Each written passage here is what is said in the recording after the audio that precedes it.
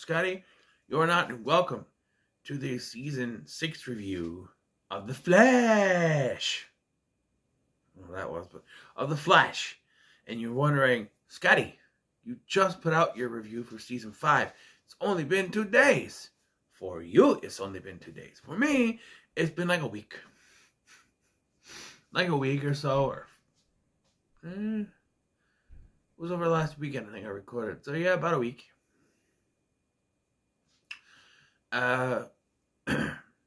So yeah, because I'm trying to get these out before the new season comes out.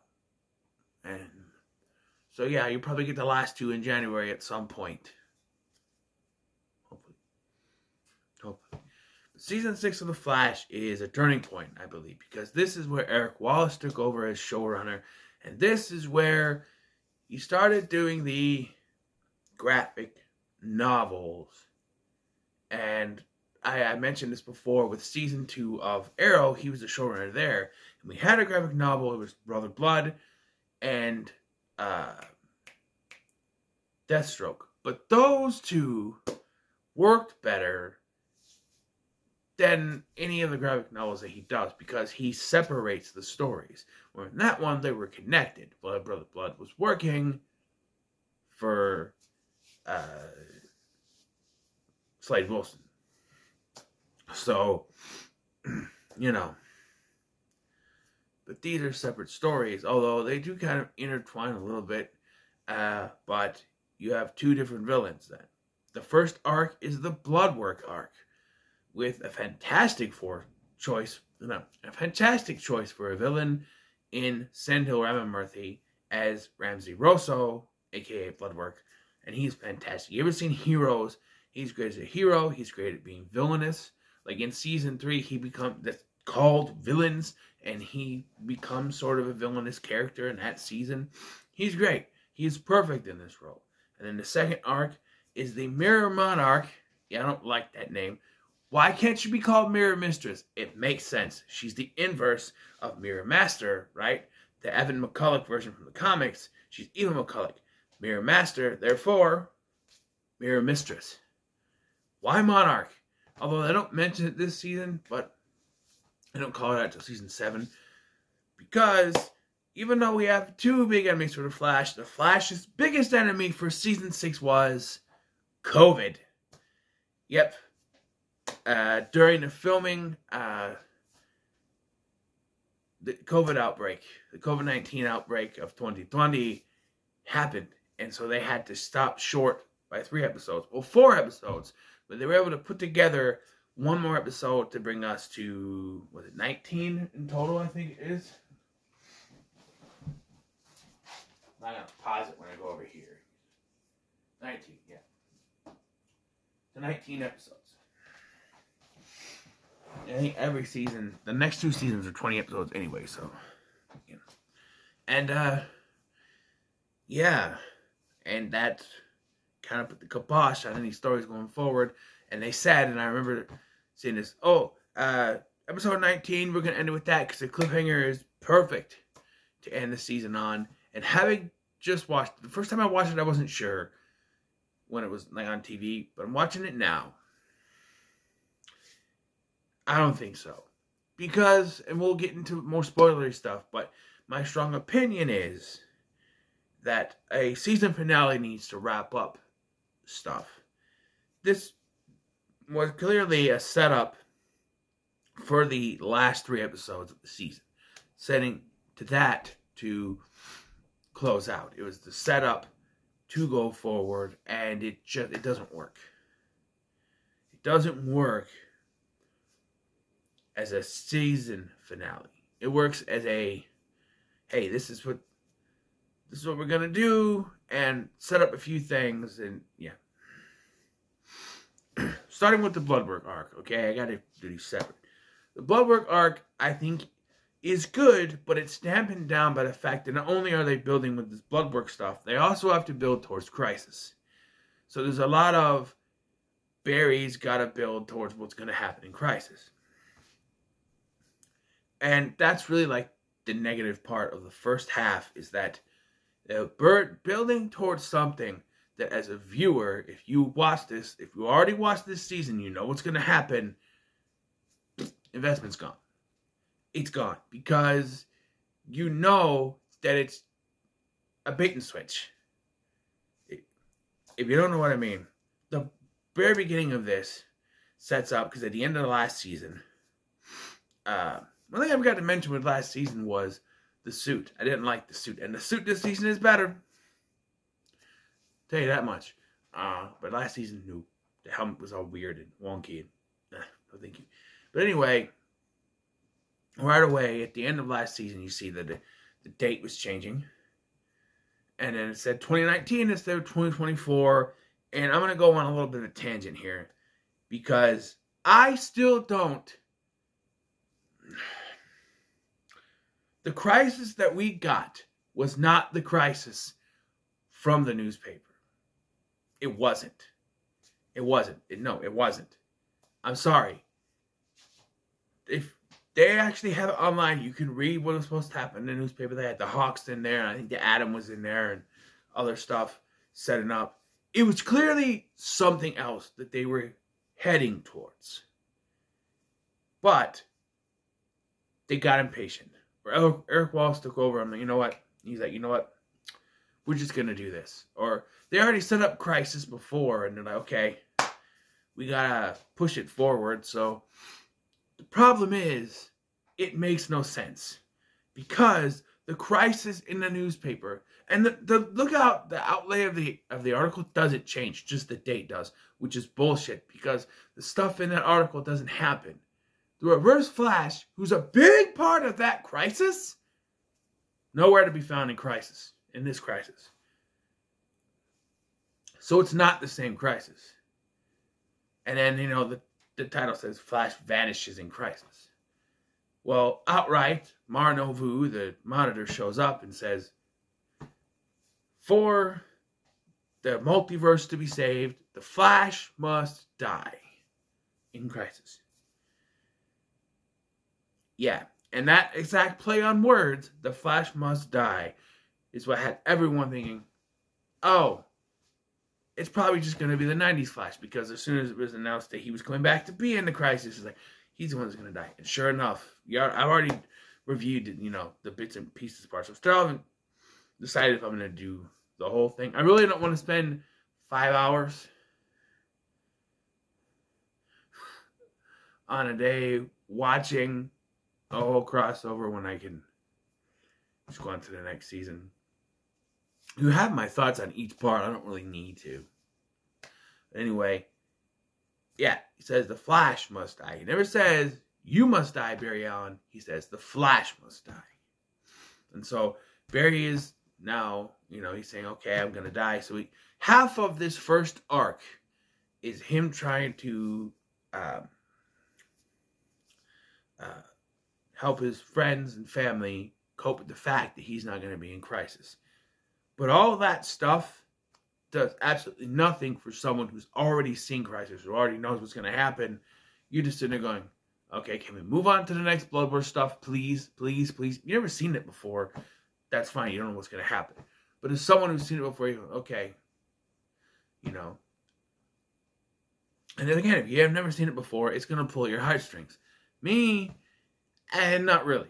I've already seen it. I already know he's not going to die. So that whole thing with, oh, it's so sad, he's been gone. No, it's gone. It's out the window. Gone. So yeah, but everything with Bloodwork is really good. He's trying to come up. He has HLH, which is a blood disease, and his mother died from it, and he's got it, and he wants to find a cure for it. He's a very understandable villain. He's a very relatable villain. He just wants to cure. But the more, and I see it this way, the more that he tried to cure himself, the worse it got, and the more he just became about saving everyone else by making them his unkillable zombie slaves. And this is more so as a horror part of the season than anything.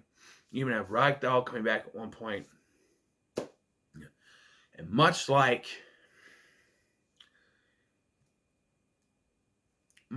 with the preparing for everything post-crisis, all the development with Ralph Dibny, also just goes nowhere. But it does make me sad, at least, knowing that this character is not going to have anything to do after this season. And that's because between season 6 and 7, there were some tweets by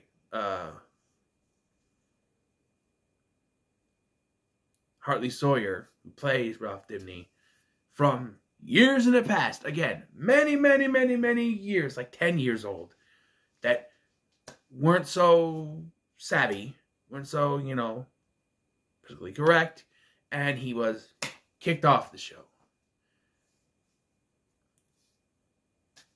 And there it is. He's gone. And so everything with Ralph Dibny and the Sue Dearborn stuff that's in this season to kind of further develop his character, again, out the window. Much like the stuff with preparing people for a life without Barry. Out the window. And so, but unlike the Crisis stuff, you're kind of invested in Ralph still because you want that character to come back. And as much as I'm praying it comes back for the final season, I don't think you will. He was a good part of this team. As is, as always, the Harrison Wells character, which I'm segueing into. This season, it's Nash Wells, who is like an Indiana Jones adventurer type who's searching for Eternium. And he's a big part of what kickstarts Crisis, which is weird. So we find out that it is Nash who frees the Anti-Monitor from his prison and starts Crisis, right? He becomes the pariah, all that stuff.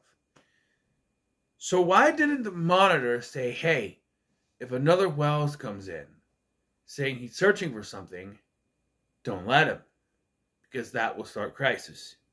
Not, he is coming, we have to stop him. No, you could have prevented Crisis from beginning if you said, hey, get rid of Nash Wells. Tell him, go away. Stop letting him do what he's doing. He's going to really... No. Why? Because he needed Crisis to happen to get rid of him. It wasn't about not letting him loose. It was about stopping him. It's the Monitor's fault. The Monitor, they say, Nash Wells is a pariah. Whatever.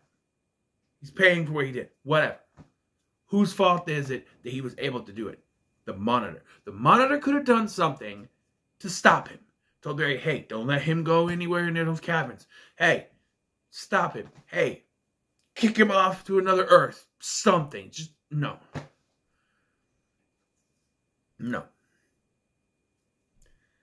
But I do like Nash Wells. There's a story with him and Allegra that kind of goes in the back half where it's revealed that her doppelganger, who doesn't have the same name. I think this is the first time that we've seen it. There's a doppelganger whose name isn't the same. I mean, I could see, in your doppelganger, oh, he was adopted as a child in that one and has a different name, or they were adopted, whatever. But her name is Maria in his universe, which is weird. This is the only time I think I've seen where a doppelganger has a different name. I don't mean like a code name, and like a different name entirely. Really weird. It's really weird. But, yeah, and she was like a daughter to him in that universe. Basically, we get flashbacks of him, finding her as a kid, and then kind of training her to be this explorer, and then you find out that she's died while trying to save, because he thought that finding the artifact was more important than not just her life, but like his own life. Like, if you get the artifact, then it's worth putting your life on the line, sort of thing. But he was wrong. This also with Nash Wells, post-Crisis, he has all the Wells inside his head, and we get reprisals of Harry Wells, Sherlock Wells, and, of course, Eobard Thawne, who is not a Wells, but I guess he would be, because he's in the original Wells body, he would technically be the Earth 1 Wells. So I guess that counts. I know, it's really weird. And when we get to season 7, it's going to get even weirder. But anyway, yeah. So he has all the wells inside of him. We see him time to time talking to him. Harry, mostly. Sherlock a couple times. And then, yeah, he has gadgets from his Earth, which we don't find out what Earth it was. And now he's stuck on Earth 1. And there is some things with, like, post-crisis changes that are kind of confusing to me. They changed some things we didn't need to. Like, some characters are still alive. Hey, we know that every man is still alive, but we don't bring him back. He's out there somewhere. Could be anywhere. And there's a Turtle 2 that shows up. Is that I think that's post-crisis. Yeah, because they pull out the little card. And after post-crisis, everything was Supergirl, Black Lightning. They're all on Earth 1. Earth Prime, excuse me. And you know, this is like retroactively retconned with Superman and Lois saying they're not on the Earth. Although this was supposed to mean that every show on the CW was going to be on Earth 1. But Todd Helming's like, nah, this is on a separate Earth.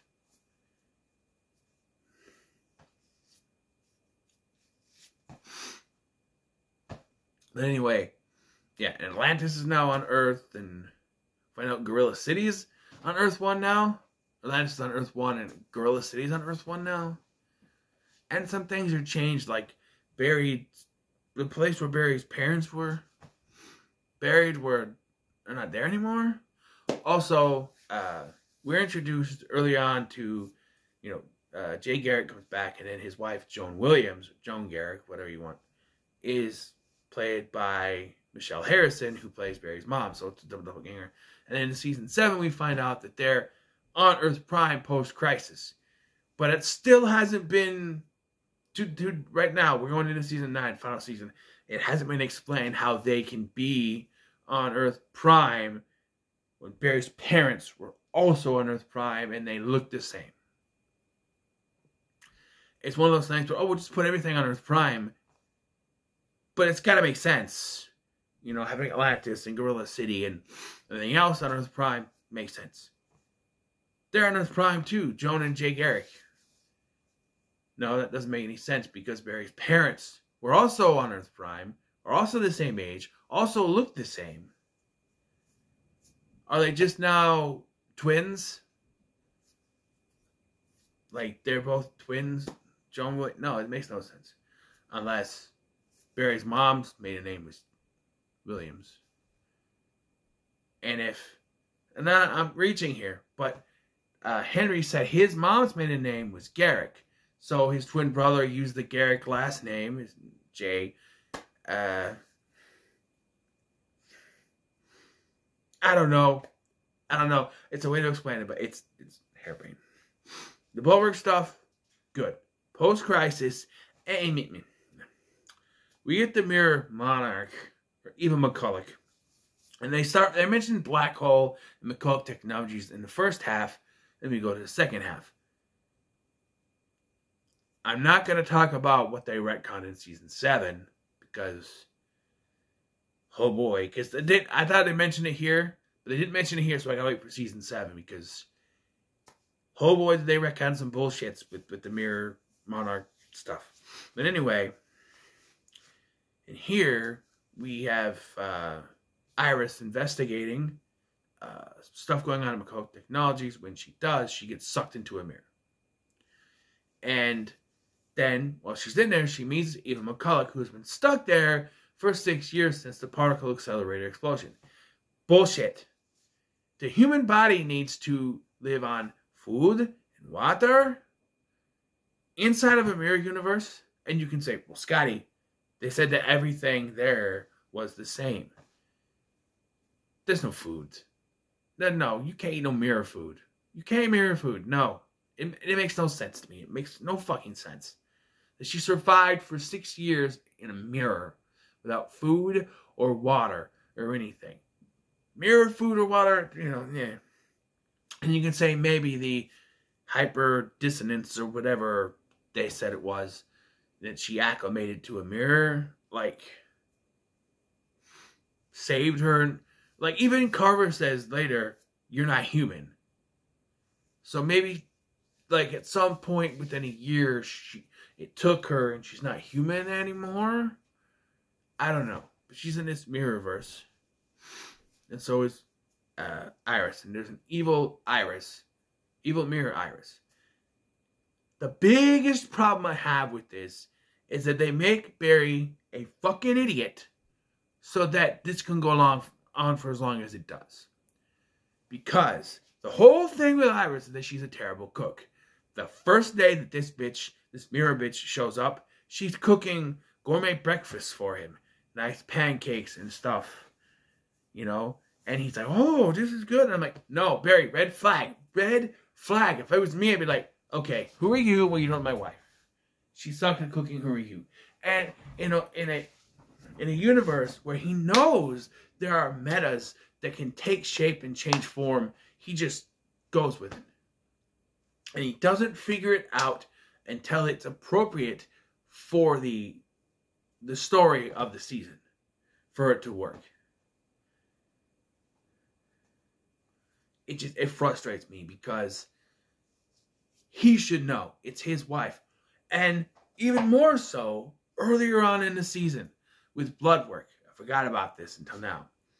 Bloodwork takes over Barry's body. He convinces Barry. There's a two-parter. Great two-parter, by the way.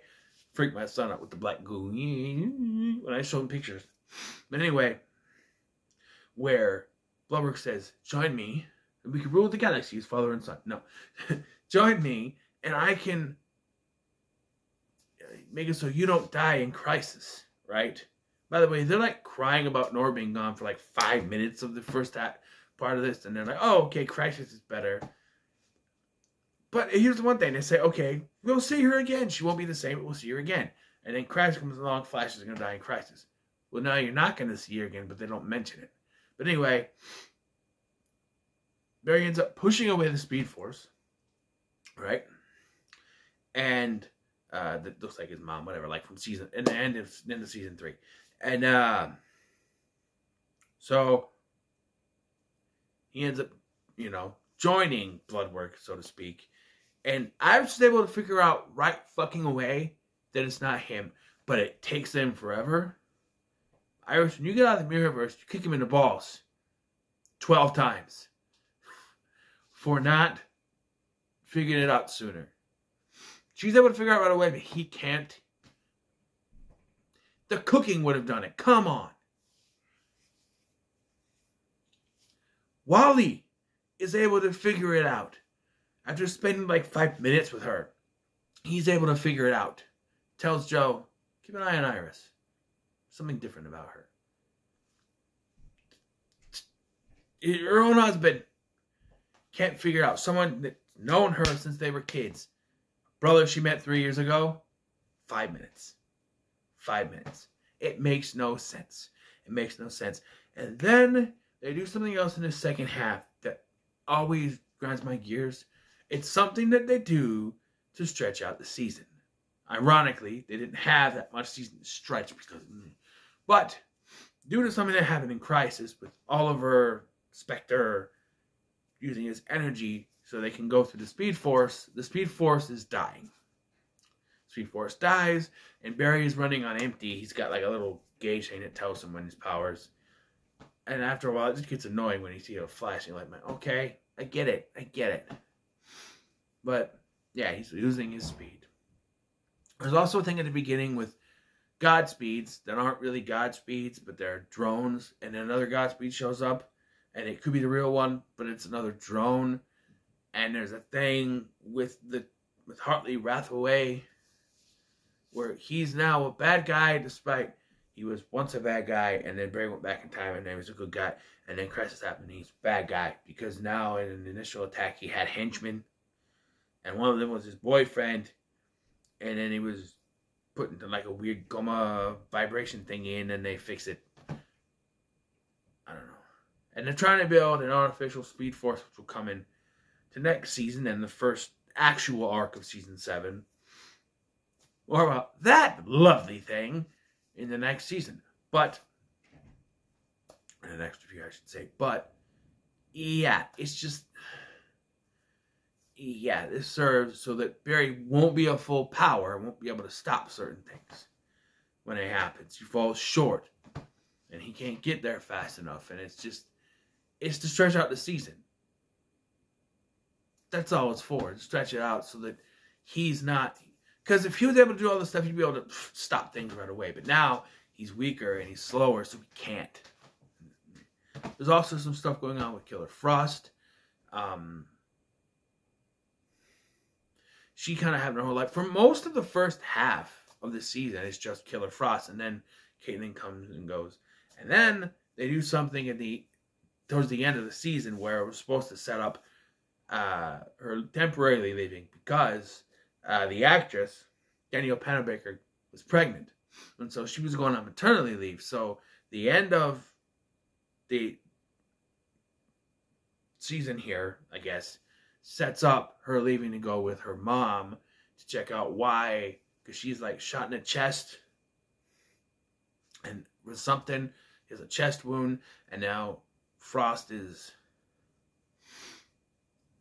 the Frost powers are coming out of her when she's Caitlin, and it's problematic, and yeah. And there's also the Sue Dearborn stuff with Ralph, where her parents being blackmailed. That's why she's going around with Carver, and yeah, and he's trying to help her, and she was like, and Cecile, her powers is just over. She wants to be she was DA, and she's gonna be a metahuman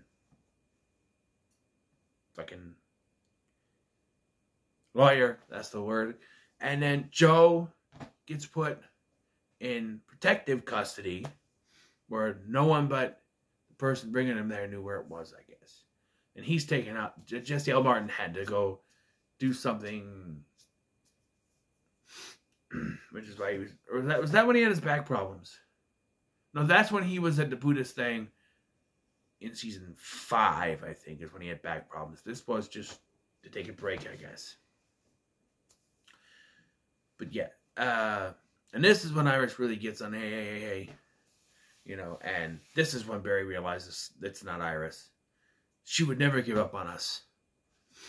And then this is where it pisses me off. So there are mirror versions of her, and eventually Camilla figures out something's going on, and she gets switched into a mirror version.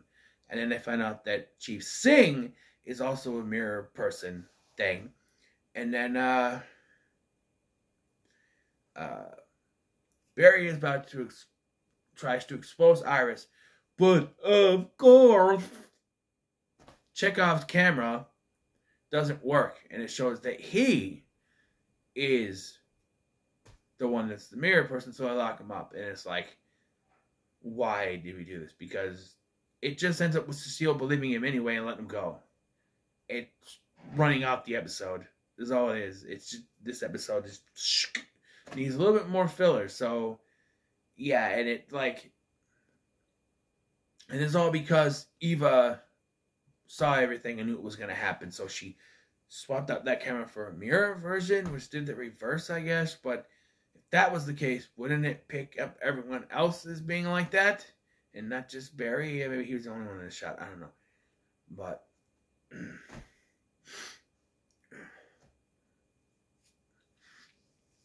don't know. There's a camera, some kind of thing. I don't know. But, yeah. So Carver has 3 new light methods. There's a new Dr. Light, Sunshine, and there is Esperanza. Which leads me to my 2 new characters in this season, which I'm running along with this. But we have Allegra Garcia, played by Kayla Compton, and Chester P. Runk, played by Brandon McKnight. I love Chester P. All right, I love him. He's funny. There's an episode that had me laughing. I had to rewind it a couple times. It's when no, it's not that. Is it when Wilberg takes him? No, because he's in his apartment when he takes him. So it's another one where Barry is knocked unconscious. They're like, oh, you could have killed him, and he walks to go, oh! sees Barry laying. Whoa! Maybe I've read it a couple times. I love Chesterfield. I love people saying, you know, oh, they're terrible. What are they doing here? I think they're fine. Excuse me. I think they're fine. I love Chester. All right. He's no Cisco, but he's fine. Also, Cisco finds out Gypsy's dead. That's the thing. And it was his doppelganger that did it. He's the Echo she's been trying to find since last season. Apparently, I don't remember